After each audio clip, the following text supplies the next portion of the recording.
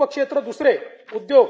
राज्यातील उद्योग क्षेत्राचे स्थूल उत्पन्न सन 2047 पर्यंत 123 अब्ज डॉलरवरून 1500 अब्ज डॉलर पर्यंत वाढविण्याचे उद्दिष्ट आहे. त्याकरिता उच्च क्षमता असलेल्या क्षेत्रांकरिता मूल्य साखळी निर्माण करणे, प्रत्येक उदयोन्मुख जिल्ह्यात मोठे औद्योगिक समूह उभारण्यात येणार आहेत. तसेच सूक्ष्म लघु व मध्यम उद्योगासाठी अर्थसहाय्य देऊन महाराष्ट्र हे जागतिक उत्पादनाचे केंद्र बनविण्यात येणार आहे. राज्याचे नवीन औद्योगिक गुंतवणूक व सेवा धोरण 2025 जाहीर करण्यात आले आहे.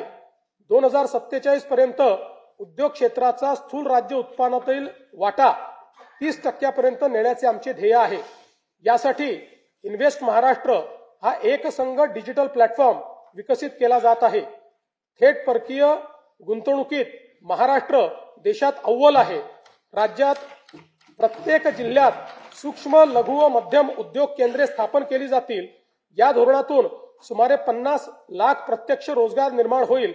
याकरिता सूक्ष्म व लघु उद्योगासाठी आयुक्तालय व सेवा क्षेत्रासाठी आयुक्तालय स्थापन करण्याची मी घोषणा करीत आहे.